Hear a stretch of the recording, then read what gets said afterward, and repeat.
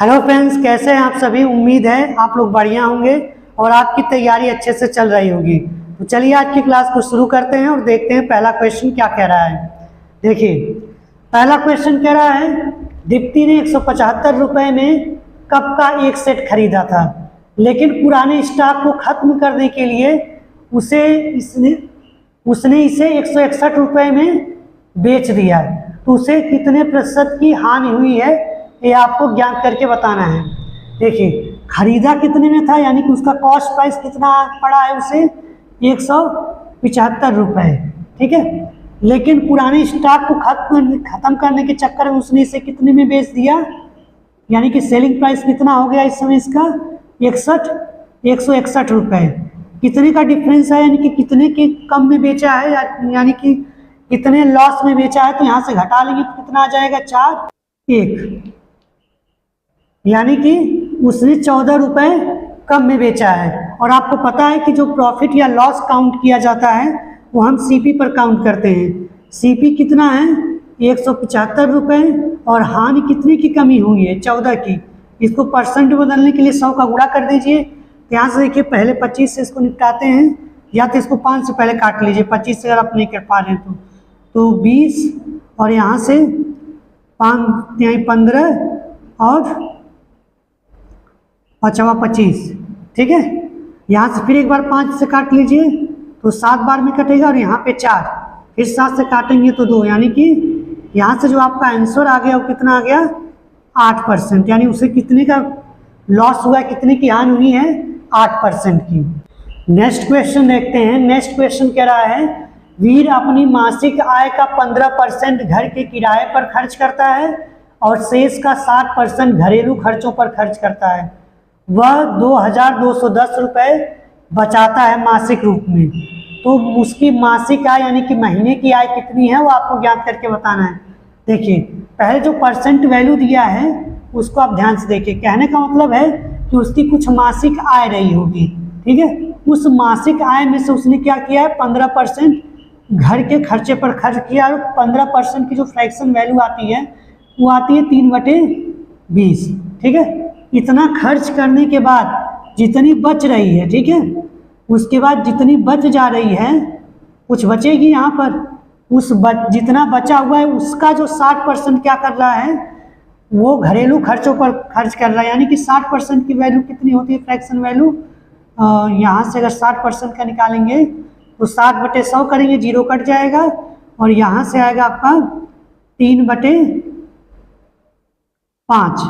ठीक है। इतनी बात क्लियर है, क्योंकि 1/5 का मतलब होता है 20%, तो 3 का मल्टीप्लाई कर देंगे 60% हो जाएगी। इस तरह से आपको फ्रैक्शन बनाने आना चाहिए तुरंत। अब देखिए, ऐसे सवालों को लगाने के लिए तरीका ये है कि जो आप फ्रैक्शन में देख रहे हैं ना डिनोमिनेटर में, इसका गुणा कर लीजिए तो 20/5 कितना होता है 100।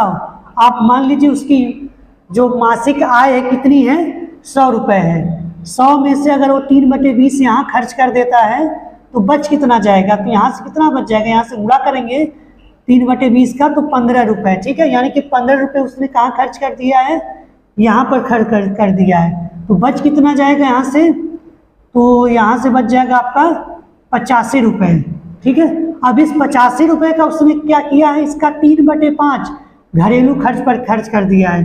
तो घरेलू खर्चों पर जब निकालेंगे तो यहाँ पे 3/5 का गुणा करेंगे कितना आ जाएगा 17×5 = 85 और 17×3 = 51, यानी कि 51 रुपये तो यहाँ पर उसने खर्च कर दिया। तो 85 में से जब 51 घटाएंगे तो आपको कितना मिलेगा, यहाँ से 51 घटा लीजिए, यानी कि 5 में से गया 4 और 8 में से 5 जाएगा 3, यानी कि उसकी बचत कितनी हो गई 34 हो गई। इतनी बात क्लियर है। और सवाल में आपको 34 यूनिट की वैल्यू दे रखा है, कितना है 2210 रुपये आपका दिया है 34। तो इससे भाग कर लीजिए तो कितनी बार में जाएगा, इसको काट लीजिए 34 से, कितनी बार में जाएगा, पहले 2 से इसको निपटाइए, 2 1 कम 2, 2 1 कम 2, फिर उसके बाद 2 5 10, यहाँ पर कितना बच जाएगा, यानी कि यहाँ पर आपका बच जाएगा 17। अब 17 से इसको डिवाइड कर लीजिए, 17 9 34, 17 51, 17 4 68, 85 और 17 6 102, यानी कि 6 बार में जाएगा 102 हो जाएगा। और 102 करेंगे जब यहाँ से तो आएगा 85 और 17×5 = 85, यानी कि यहाँ से 1 यूनिट की वैल्यू आपकी कितनी आ गई, 65। तो आपसे पूछा क्या है, उसकी मासिक आय बतानी है, तो इसमें 65 का गुणा कर दीजिए, यानी कितना आ जाएगा, 6500 उसकी मासिक आय हो जाएगी। ठीक है, नेक्स्ट क्वेश्चन देखिए। नेक्स्ट क्वेश्चन कह रहा है 10% लाभ के साथ एक वस्तु विक्रय मूल्य पर 440 रुपए में बेची जा रही है। अगर उसी वस्तु को 370 में बेचा जाए तो हानि प्रतिशत क्या होगी। देखिए 10% प्रॉफिट के साथ बेची जा रही है, इसका मतलब 10% का फ्रैक्शन वैल्यू कितनी होती है, 1/10, यानी कि 10 की वस्तु 1 रुपये बढ़ाकर बेची जा रही है, यानी कि कितने में बेची जा रही है, 11 रुपये में। और इसी 11 यूनिट की वैल्यू आपको सवाल में दे रखा है 440।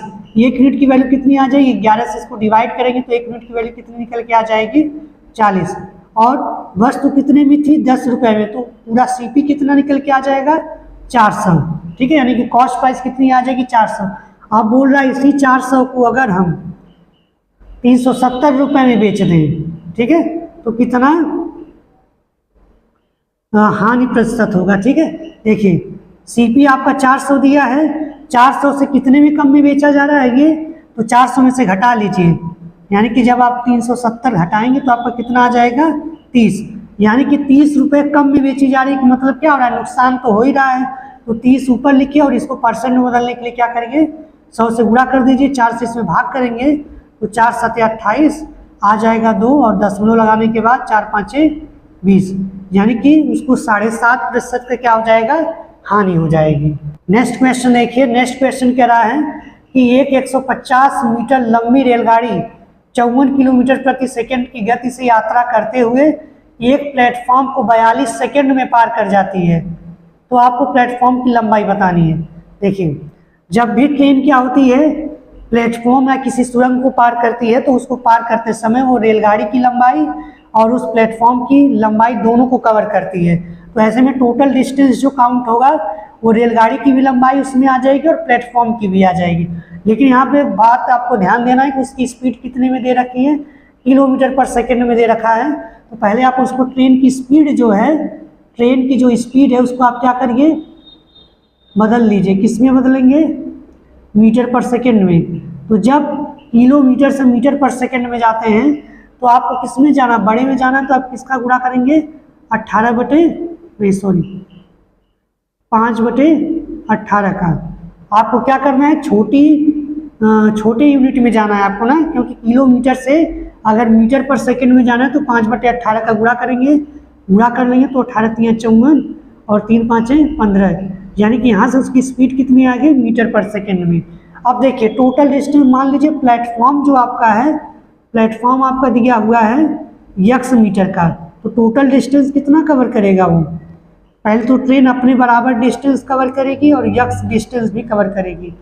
और अगर हमको समय चाहिए, समय आपको दिया है 42 सेकंड में पार कर जा रही है और चाल कितनी है इसकी, 15। इसको सॉल्व कर लीजिए, आपका आंसर आ जाएगा। देखिए इसको काटिए, या तो आप यहीं से डायरेक्ट भी भाग कर सकते हैं, 150/15 कर लीजिए, यहाँ पर x/15, यहाँ से इसको काटेंगे कितना आ जाएगा, 10 x/15, 10 को उधर लेके आएंगे तो कितना हो जाएगा, 32 बराबर x/15, या x बराबर कितना हो जाएगा, 15 गुणे 32, यहाँ से गुणा कर लीजिए, 15 दूना 30 और आ जाएगा यहाँ पे 3, 15 3 45, 3 48, 480 मीटर, यानी कि प्लेटफॉर्म की लंबाई कितनी है, 480 मीटर है, और ये आपका आंसर हो जाएगा।